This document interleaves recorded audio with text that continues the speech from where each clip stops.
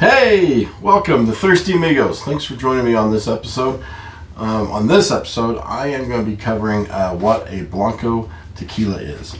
Our big old Blanco battle is coming up next week, and we're going to be doing, almost 40 Blanco Tequilas, blind tasting them, and we're going to see which of those Blancos comes out on top. What's going to be the number one tasting Blanco in our little tasting group here. So we're going to be doing 3 Blancos at a time, blind tasting them, so we have no idea. The amigas are going to help us pour 3 at a time and then bring them in. We're not going to know which ones they're pouring. We'll reveal at the end of the show what they are, how we graded them, and how they rank on our ranking system. And so what I want to do, first let me pour some tequila real quick. It has me some old G4 Blanco. Just get a little bit in here. And some people may not know what a Blanco Tequila is, and so I wanted to cover that real quick before we start this journey. That way we have a better idea of what we're doing when we're judging it, what we're looking for, how it's made, and that way you have a better understanding what it is. So a lot of people already know what it is, but in case you don't, or there might be something that you might learn, or if you have feedback of something I didn't cover, please put it in the comments. I don't claim to know everything about tequila, but I sure do love it. So real quick, salud. Oh, that G4 is fantastic. Some of these Blancos right here are some of my favorite Blancos that I highly recommend. These are the ones I always go to as my favorites. El Tesoro, G4, Fortaleza, Tequila Ocho, Siete Legos is a wonderful. And the old Herraduras down there, I'm going to talk about that one. That one's a special one when it comes to the process of how Blanco is made. So let's start with first with how the Blanco starts, how all tequila starts out basically. But we'll stop at the Blanco. We won't go with the aging. For the aging, you start to go into the reposado, añejo, and extra añejo. So we're not going to cover those. We're not going to be tasting those. In the later shows, we'll cover those though for sure. So we have that educational video out there for anybody to watch at any time. But we're going to cover right now what makes a Blanco tequila. So first off, the agave plant that is used is the Tequila Weber blue variety. You'll hear it called the blue agave, Blue Weber agave. That's the plant that tequila can be made from. The only plant that tequila can be made is the Blue Weber variety. Tequila is heavily regulated. There's a lot of regulation. I printed out the nom. This is all the what makes tequila, and what's restricted, what's allowed, what's not allowed in a tequila, how it's produced. And what you'll see on every bottle, I'll put a picture of it, is a nom number, NOM. Nom is the governing entity that governs how tequila is made and everything. Its official nom stands for Norma Oficial Mexicana is what it stands for. Every bottle will have a nom number, or nom, and then the number after it. That number is the producer of that tequila. It used to be, everyone thought it was the distillery that it's made at, which is a good indicator, but not always what you can go by. But it's the producer. Who's the producer? Who's the owner, if you will, of that tequila? But certain distilleries will have multiple noms at them, such as La Latena used to have a couple at it, and right offhand, the Ocho and Charbet were a different nom number than the Tapatio and Altesora that they make at La Latena. But they were both made there, but the producers of Ocho and the producer of Charbet were different. So that's why they had a different nom number. So those are the noms. It's heavily regulated.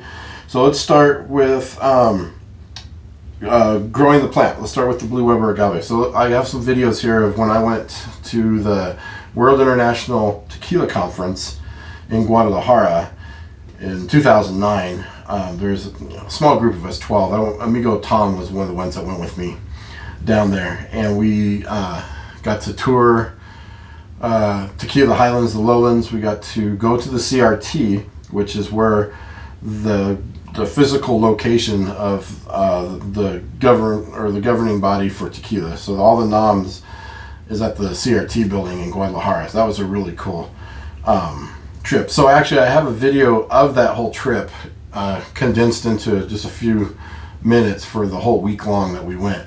If you go to our tequila page, YouTube page, and look up the Tequila Trip, you'll find it there. But I have some video of the inside of the CRT where they do a lot of the testing on the soils, the actual liquid itself, and it's a pretty cool operation they have going there. It's really neat. I highly recommend checking that out. It's pretty cool. So let's start here. Sorry, rambling on. Let's start with the Hima de Agave. So this is going to be the harvesting of the agave.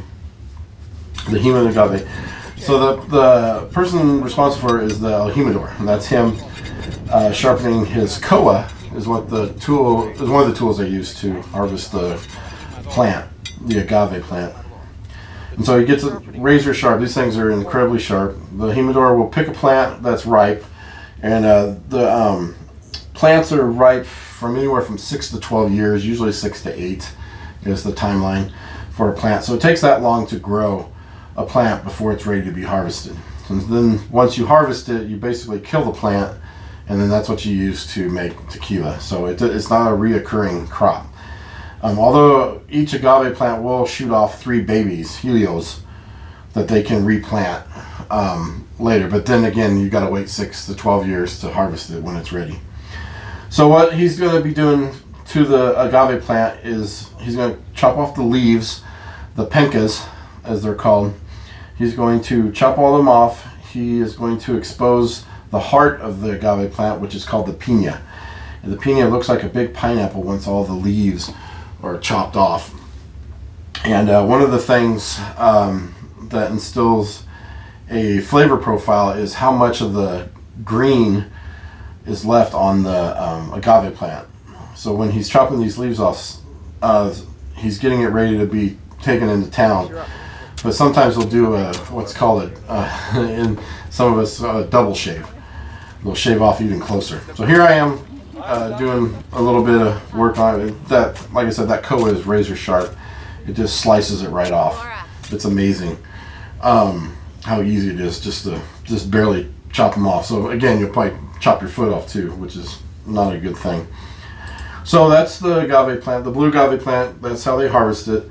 The aljimador will choose which plants are ripe and ready to go.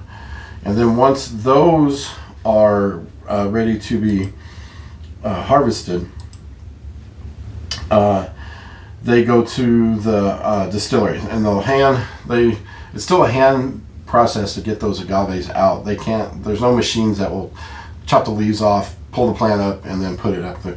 They have to load these things, and they're real dense too. 40 to 100 pounds, over 100 pounds easily, these piñas. And what's amazing is that and here, let me show you. So they load the ovens up with it, and it's really labor intensive. So here is La Tenia, and what they're doing here is they just got a load of piñas. You see them there in the background, and they get dumped there, and big dump trucks will dump them out there. And this is La Tenia's brick oven. So one of the things you can do to cook the piñas is brick ovens or stone ovens. They call them the hornos. There's autoclaves and diffusers. And autoclaves are like big, huge pressure cookers that they can do a high pressure or a low pressure cook on them. And then the next thing is the diffuser, which is not a good thing, and we'll cover that later. We're not going to talk about that right now. So we're going to be talking about brick ovens and autoclaves. Sorry. So this at La Tenia is all brick ovens. So they go in there, They load up the piñas into the ovens, and here's the piñas. And if you look at La Teñas, Carlos Camarines, the master distiller, he likes his piñas to be extra ripe, like ready to go. So his are on the older side of the 6 to 12 years. There's this redness to them that gets on there, and he famously tells a story. It's like a banana. If you get a banana that's starting to turn brown, those brown spots are sweeter than the rest of the banana, so it's a sweet spot. So he says it's the same thing with these agaves. Those red spots help with the sweetness of those agaves. And the Highland agaves where he's at tend to be sweeter anyway, and so with that, it's even sweeter. In the bricks level that they use to measure the sugar level of these agaves are really high up there compared to the lowlands. Cooking the piñas in the ovens, they can take 36 to 72 hours to cook, so it's a long, slow process. Autoclaves, depending on the pressure, the high pressure versus low pressure, anywhere from 8 to 18 hours to cook those. So it's a little bit quicker, but it's I don't know. Some people say they can taste the difference between it, and some say they can't. So here's Carlos giving us some fresh baked agave plant, or blue agave, and if you've ever had a chance to taste this, it's delicious. You know, it tastes the texture and flavor profile. The closest thing I can equate it to is a sweet potato that's been with a little bit of sugar, brown sugar, and stuff in it. It's real sweet, and it has that texture too, but it has the fiber. So when you're tasting it, you have to really pull the fibers off of it. Pull the fibers out, and you get all the flesh, the meat of the agave, and that is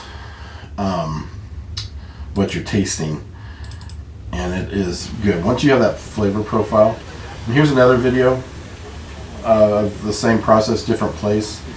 So these are loaded agaves that they're loading in there right now. They're still green. On the other side, they're being chopped in half. They come from the field, chopped in half, and these guys are loading it up. And that poor guy, the humidor we saw earlier, has to help load these up too. So he's doing double duty today on this day that we were there. And right there's an autoclave. You can see right there. So they load some into that one. They weren't doing that this day. Today they were just shredding them, or they were coming out, or these agaves came out of the autoclave. The other ones were being loaded into the stone oven. So these came out of the autoclave, and you can see it looks the same. They do the same. Both the ovens and the autoclaves do a wash. They kind of wash all the solid stuff off of it, you know, because they have dirt and stuff on it. So they kind of steam it for the first few, I don't know, 10, let me see what it is, like 12 hours and stuff. They'll steam them and wash them before they start cooking. And so this one, there's a couple different ways to process the cooked agaves. So this one they use a shredder. Shredder is probably the most common way of processing a cooked agave. They'll go in there, it'll shred it up, and that's the way it just shreds it all up and puts it in there. And what they're really doing is collecting the liquid from that cooked piña. And as it goes through, some places you can see down the way they're washing it with some water to help get more of the liquid out of the agave. So the juice, if you will, it's not really juice. That's just the generic term that they use. And you see in the background there where they were loading it up. So the fibers, the used fibers that they have, will be used for fertilizer. Or some textiles and stuff. Some will make a textile out of it, like books, paper, stuff like that. So let's see. So that was the shredder method. The other method is the Tahona, which is a traditional way. It's a big volcanic stone. And here you can see this is Siete Leguas. They have their mules pulling the giant stone in a circle. Here again you see the cooked piñas. They have a shredder that they pre-shred before they put it into the pit, and the big wheel, the big stone is just pulled in. It crushes the agave, so it's smashing the agave and getting the juice out that way. So it's a slower process, and it's not as efficient. So they really have to smash it a lot. The Tahona, I think it's like 50-some% of the juice of the liquid out. The shredder collects like 80, so it's a lot more efficient at getting the juice. And you can see there's the juice, the liquid from the crushed agave just dripping down there. And so nowadays, like I said, there's a handful. Siete Leguas uses them. Patron, of all places, uses Tahonas. They're like way different. And Siete Leguas, El Tesoro, Fortaleza still uses them, and Patron. So and there's a few other places too. Cachuin. There's a few other distilleries nowadays getting more Tahonas crushed, and it makes it a more. I think Tahona crushed, I think you can tell the difference. It's really good. And Siete Leguas actually has a second distillery down the street from this one, where they use a shredder to process agaves also. So they use, and then they combine the two. So their tequilas are part crushed with a stone and part shredded with a shredder. So that is how they process the cooked agaves and get the liquid from them. So we have the plant out in the field, we're harvesting it, now we're going to cook it, we cook it in the different methods, and then we're going to crush it and get the liquid from it. That liquid, the juice, now we have to ferment it. So we want it to turn the starches that are in there into sugar. So the fermentation part of this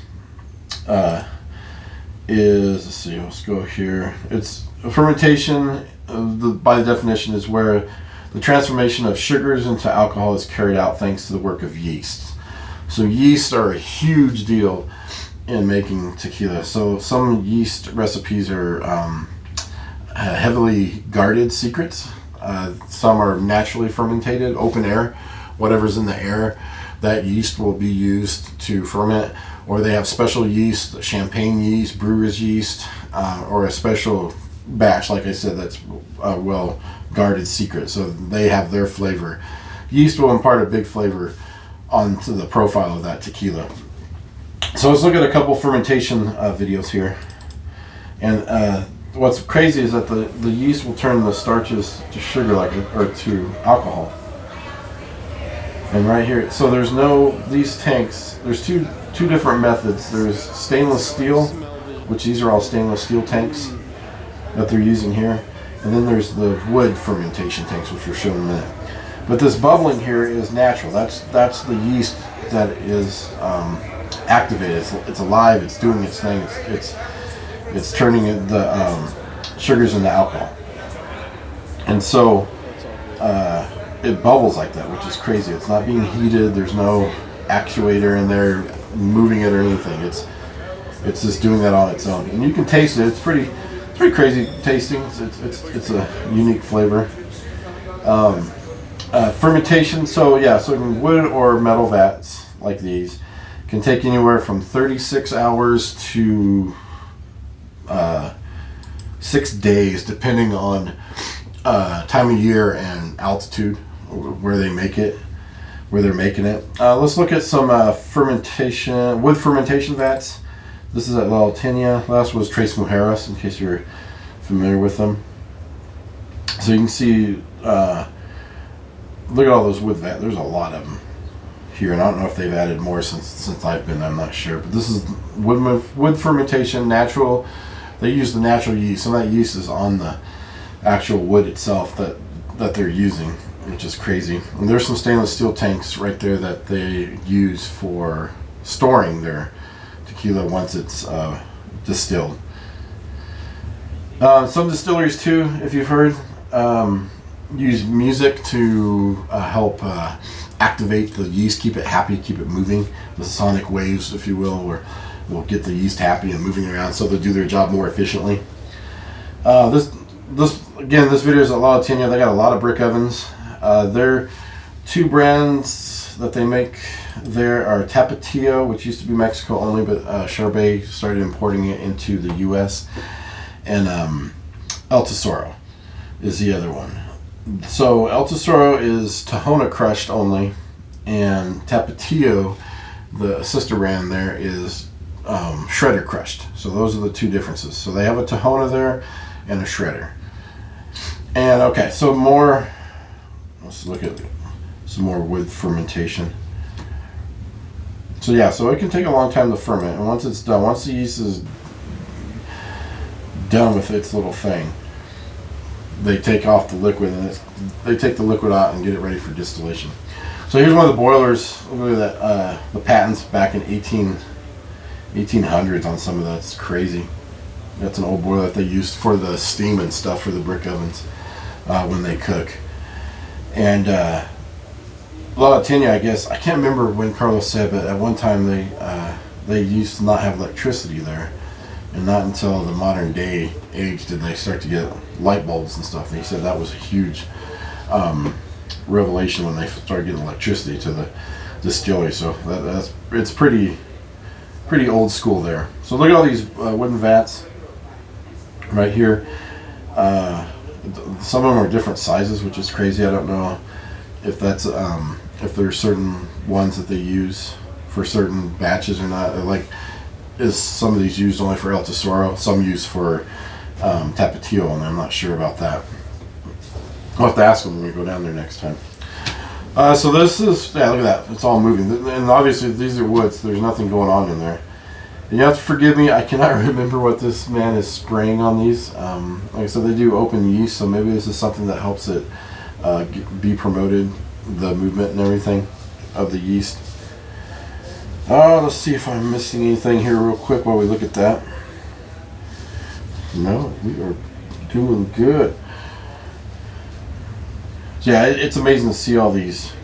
They're all full. Look at that, every one of those. So they're all that liquid's getting ready to be distilled. So now we're going to be going on to distillation. Distillation is the process, by which different components of the fermented mixture that they take are separated by means of heat and pressure. So they'll be obtaining purified alcohol and letting go of the heads and tails. So when you distill, you get the first alcohols you get and the last alcohols you get from your run are not desired to drink. They're bad for you. So what you want to do, your heads come off first when you're distilling, and you throw those out. And then you get your heart of your distillation, you distill it, you keep that. If you want a pure product, you'll keep the hearts and then cut to your tails, and you'll throw away all your tails and you just have the hearts, which, can be not a lot. Out of gallons of liquid, you may end up with just a few gallons left after you discard your heads and tails. But some distilleries, for their flavor profile, will keep a little bit of the heads and a little bit of the tails and kind of make a mixture of that, so they know when they cut it off, but they'll keep a little bit for their flavor profile. So that, and we'll go over flavor profiles here and what can make different flavor profiles from other flavor profiles. Can't say that very well. So distillation is usually done in copper pot stills. Tequila, this is La Tenia again. You can see there's a pot still right there. Here's the tequila this might be the first run. The first run is called Ordinario. So it's a lower proof alcohol coming off of there. And then they'll redistill that, the second distillation, and that's where the higher alcohols will come out. It'll come out a lot hotter in ABV.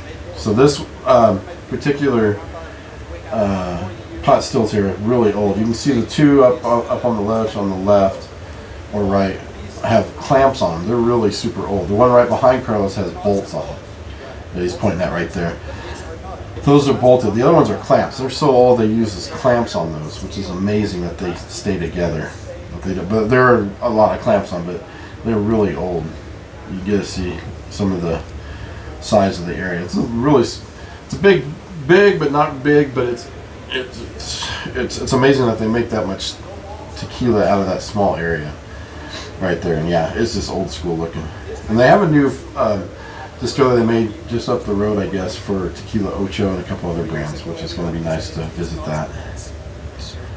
And then yeah, so usually you're using copper pot stills.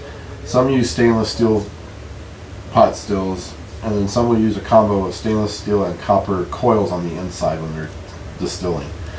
So distilling, you're basically taking the liquid that's ready to be distilled, you boil it, you boil it off, you collect the condensation through cooling off the vapor, and it collects down. That's what you're collecting.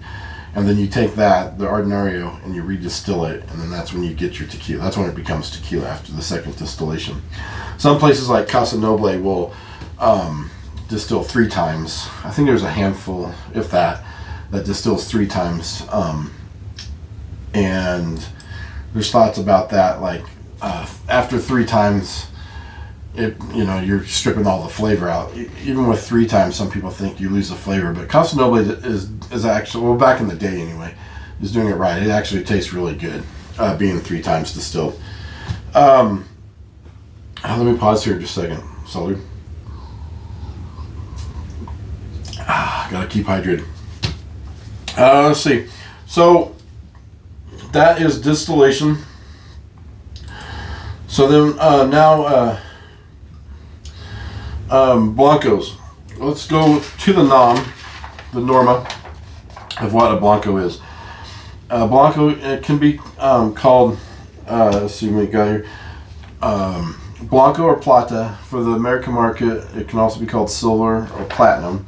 Platinum doesn't get used much, but silver, you'll see silver, Blanco, or Plata on the labeling of it.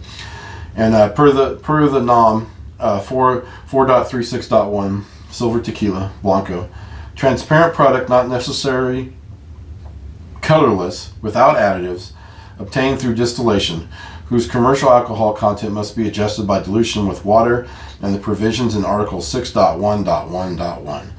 So there, in the NOMs, you'll see there's a lot of references to other areas within that NOM, and that's what it's saying too. In the case that apply, possibly having an aging process of less than 2 months in oak or Encino oak containers. So that's a good point. You can soften or rest a Blanco up to 60 days, right before 60 days, in large wood vats, or stainless steel too. Some will, so softening it, and that's what it's coming back to Herradura. They soften their Blanco in wood, so it has like a slight yellow hue to it. And then if it's under 60 days, it can still be called a Blanco. Anything after 60 days, 2 months to a year, becomes up to a year, is a Reposado. So you can take your Blanco right to that max and still call it a Blanco and have an extra different flavor profile to it, which is really amazing. I know we just tried the Suerte that was aged for, 6 weeks, so just under the 8 weeks.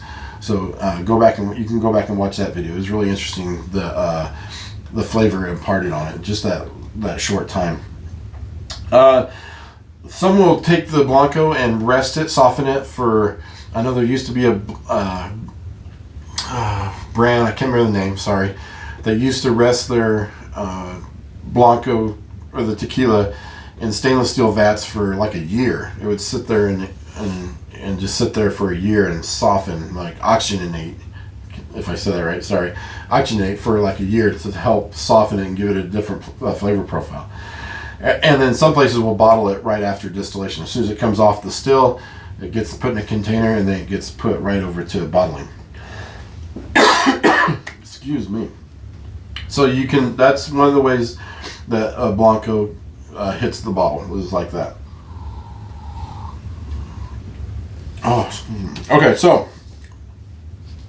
that is how a Blanco tequila becomes a Blanco from start to finish.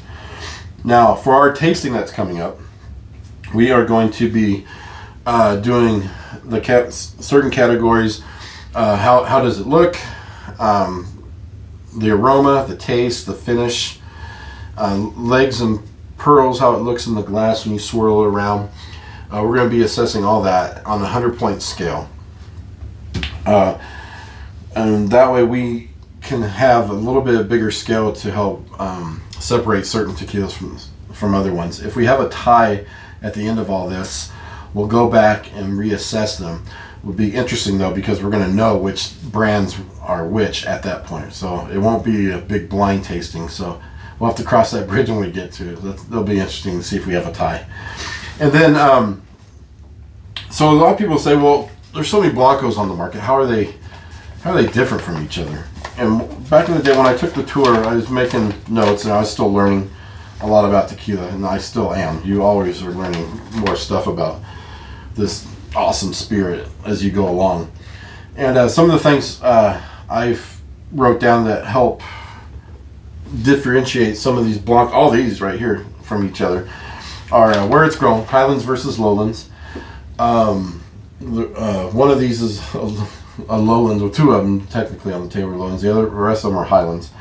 So sweet agaves versus more herbaceous agaves. The pina, when it was harvested, how it was chopped, the leaves again, how much leaves were left on the pina when it was baked, will also impart a different flavor profile. Ripe or not ripe, is it a young agave being processed versus an older agave where it's more sweet or more mature flavor out of it. Brick oven versus autoclave. Some people say they can taste the difference. Some can't. It'd be fun to do a journey of get all autoclave Blancos versus Arno autoclaves just to see how those are and see if you can tell the difference. We may have to do a show like that. Shredder versus Tahona. I know Tahona tequila has a different mouthfeel, different flavor. You can, once you start your journey, start tasting the ones versus the other, you can start to tell the difference, I think. Fermentation of wood versus stainless steel. You can definitely taste the difference in wood versus stainless steel. We did a G4 tasting. You can go back and watch that video too. Sorry, I keep referencing these. But we did the Lot 12B, where they did a partial wood vat. They just got some new wood vats that they were fermenting in, and they bottled that up, and it was only for one lot that was a partial. We tasted that one and did it against another lot, actually this one right here, and you could tell the difference. There was a big enough difference between the two. You could tell they were two different flavor profiles. Both good, but it was different enough, and we're going to revisit that. I have the lots 11B, 12B, which is the wood one, and then 13B, the one right after it. And then we have the new Madura that came out that's 100% wood fermentation. So we're going to taste those from the G4 line. So look forward to that one. Also, let's see, copper versus stainless steel can be another huge flavor profile. Distilled twice versus 3 times. Some people, if they 3 times it take a flavor away, so that could be another flavor profile that's different. Yeast is another big one that can really determine if how a tequila tastes, if they're using certain kind of yeast versus an open ferment natural yeast. We'll have to dive deep into that too. That one's pretty interesting. How much heads and tails are in there? Like I said, if it's 100% hearts and that's it, or if it's a combination of all 3, or just 2, like just some of the heads, some of the hearts, no tails, some of the tails, hearts, no heads. So there's a lot of different ways that they can make that.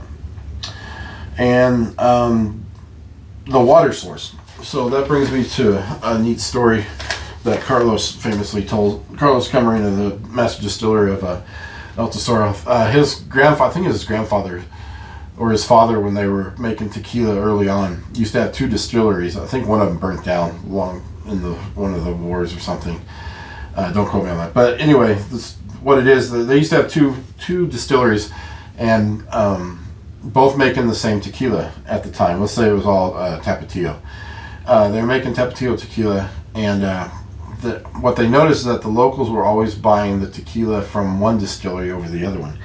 And they were like, well, why do you prefer this one over this one? It's the same agaves, cooked the same, processed the same, it's all the same. And they said, well, it tastes different. We like the taste of this one from this distillery, which is La Latena, better than the other one. And what they found out, it was the water source that they used. So the water source can have a big part on the flavor profile too. And to that, so that's a cool story, but to that, G4 is one that's doing a big water, it's proving that the water can be a huge flavor profile too, because G4 has 3 different sources of water. They have the deep well water, they have a spring water, and then they do a collection where they collect rainwater that they they have an area where they can collect the rainwater when it rains. And when it rains, if you go watch that trip that I have, the video for the trip to Tequila, some of the rainstorms there are insane. So they can collect a lot of rain during the rainy season. But he'll use all three of those in some of the brands that he makes. There's a few brands out of G4, but he is using some that's only spring water, some that's part springs, part well, part rainwater, or more rainwater. There's a lot of combinations that he's using, and then you can really tell the difference on the flavor profile of the water being used on those. I think the G4, the regular line, uses a combination of don't quote me on that. I know they use rainwater. I don't know if it's 100% rainwater or not, but you can really tell the minerality of that G4 Blanco, which makes it delicious. Real quick, so that is Blanco Tequila in a nutshell, even though I know this video is probably real long. Hope you learned something.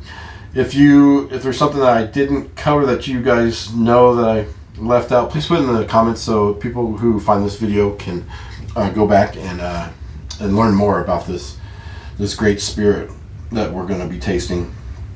So make sure going forward that you are subscribed. Tell everybody that we're going to be doing this big old Blanco battle, and that you're subscribed to the channel and hit the notification bell. That way you know when these come out, and you can watch and see which tequilas we reveal at the end of those shows, and how we rated them too. Blind tasting is really scary. It's you think you know a brand, and then when you get to it, you second guess yourself a lot. So it's hard. You really want to focus on the flavor, everything that we're going to do, the flavor and everything, and what you like and don't like about a certain tequila. So, and then hopefully you know your favorite brand well enough. But if not, it's eye opening. Like, well, what did I like or not like about it, or a certain tequila. So. I think that's about it, guys. Thank you very much for sticking around to the end of the video. Look forward to this journey on this big old Blanco battle. It's going to take a couple months, probably take us into May, doing all these Blancos. We don't want to blow our palate out, so we're going to do it nice and slow. And we look forward to seeing you guys. All right, salud.